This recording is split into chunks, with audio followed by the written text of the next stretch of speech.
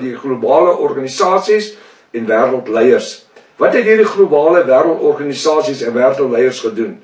Hulle het reg gekry wat onmiddellike godsdienstige mense soos gewillige slagskape na 'n wêreldse slagpalle gelei word.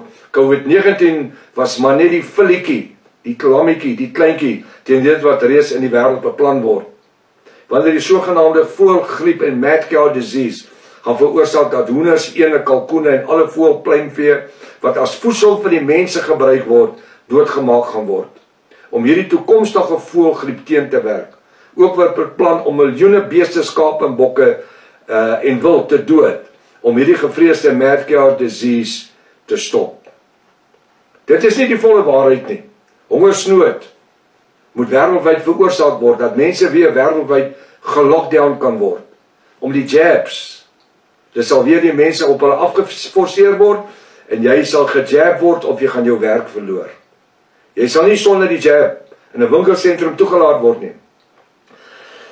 Dit wil ek nou reeds vir u verduidelik, is nie om propaganda of vrees te versprei nie. Hier is alles geoefen lopies om die wêreld globale gesteem reg te kry vir die finale aanslag, naamlik die antichristiese lockdown.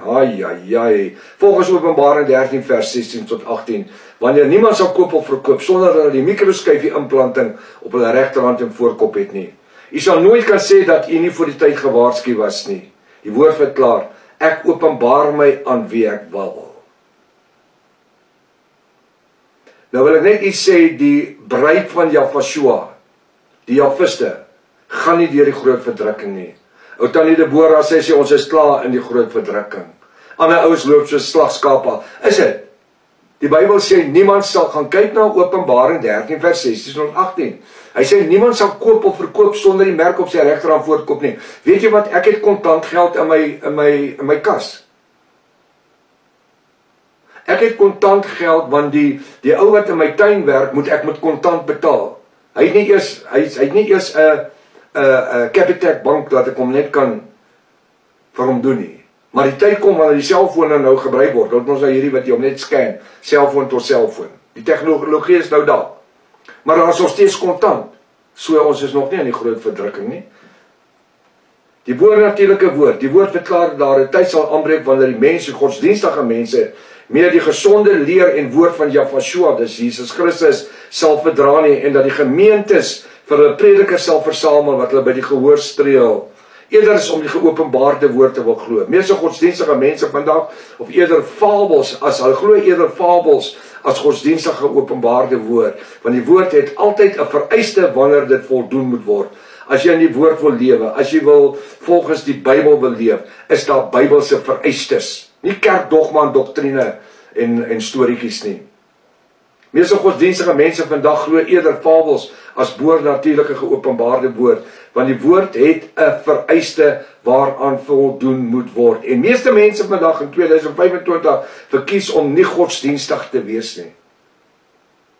Ek wil net sê die Jafiste, die bediening van Jaffa, die geopenbaarde woord, is besig om te vloei soos jy nie kan gloei deur die wêreld nie. As jy meer wil weet oor die geopenbaarde name, hierbo is my kontaknommers. Kontak my, dan sê ek vir u, waar kan u gaan kyk op ons webtuiste na dit? Daar's 'n artikel waar hulle 95 bladsye. Jy het nie eens nodig om die boek te koop wat jou God se naam het. Jy kan gaan sit en lees 95 bladsye. Dan vra jy jou pastoor en predikant om dit vir jou te antwoord wat daar geskryf staan. Meeste mense vandag 2025 verkies om net godsdienstig te wees en nie meer Bybelse heiligmaking na te skryf nie. Daarom het meeste protestante en karismatiese kerke hul wyse van eredienste aangepas om hierdie globale New Age trend te akkommodeer, eerder as om mense na ander kerke te verloor. Hoe jammerlik, want die woord verklaar, as jy die geringste van my kinders laat struikel, is dit beter om vir jou 'n meelsteen om jou nek vas te maak en in die see te spring. Daar's baie pastore, predikante en priesters wat gaan moet leer swem. 'n Standaard van heiligmaking. Een van die grootste probleme oor die laaste 30 jaar, nou praat ek van 30 jaar, is dat baie kerke wie voorheen 'n standaard van heiligmaking volgens die Bybel gehandhaaf het vrywillig die waarheid verruil vir 'n globale New Age eenvormige soort teologie. Ek kan vir julle so op my vingers noem. Dit wat voorheen sondes was, Dit wat voorheen in sommige kerke met passie en toewyding as sonde gepreek was. Die pastoor het gepreek dat die spoegspad word vandag nie eers meer na verwys nie. Want elke persoon in meeste kerke, hy sê, want elke persoon in meeste kerke kan eerder self vir hom of haar heiligmaking standaard bepaal. Jy het nie met die pastoor nodig wat vir jou uit die Bybel het preek oor heiligmaking, jy bepaal jou eie heiligmaking standaard. As dit nie vir jou sonde is om 2 keer 'n maand na die paalklap toe te gaan waar die anties om die paal dans nie, of na 'n hoerhuis toe te gaan nie, jy bepaal jou eie standaard.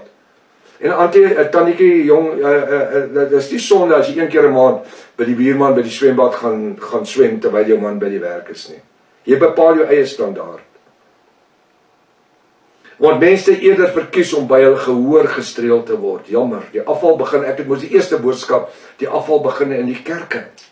Gedurende die laaste 30 jaar, het die finansiële voorspoed teologie die norme geword, financial freedom, prosperity, het die norme geword om godsaligheid te vergewe. Ek sê dit weer, gedurende die laaste 30 jaar het finansiële voorspoed teologie die norme geword om godsaligheid te verseker, terwyl hy nooit volgens die Nuwe Testament van Jahweh 'n vereiste was nie. Inteendeel het Jahweh gesê, almal wat honger en dors het, kom na die waters. Hy wat geen geld het, jy kom kry van nie.